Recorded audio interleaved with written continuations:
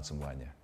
Hari ini, hari Sabtu, jam 1:28. Saya kedatangan tamu, saya perkenalkan, namanya Dr. Rebria Rina Hapsari namanya. Sehingga seperti nyamuk yang disemprot. Nah, si virus itu apa perlu disemprot gitu?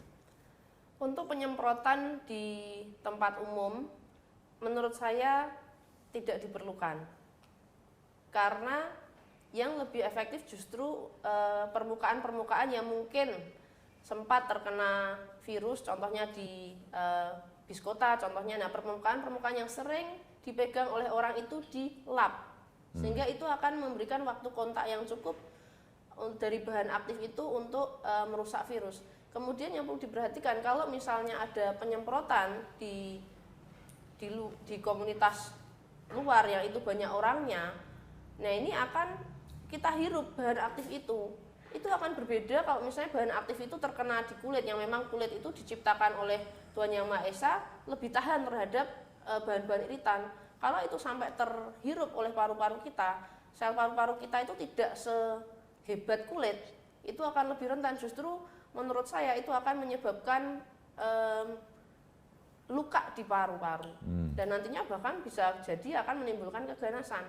Mungkin masyarakat melihat kalau semprot itu akan efektif, itu contohnya pada kasus flu burung, di mana burung-burung yang terinfeksi itu disemproti semua. Kita harus melihat bahwa karena ayam atau burung itu tidak bisa mandi, sedangkan kita manusia itu bisa mandi dan membersihkan diri sendiri. Dan burung atau ayam itu tidak sampai contohnya 3 tahun baru dipanen.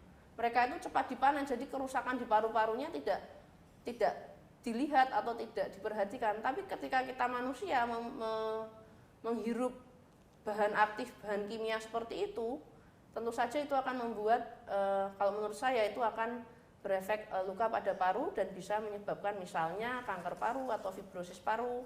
Mungkin dokter spesialis paru yang bisa lebih menjelaskan.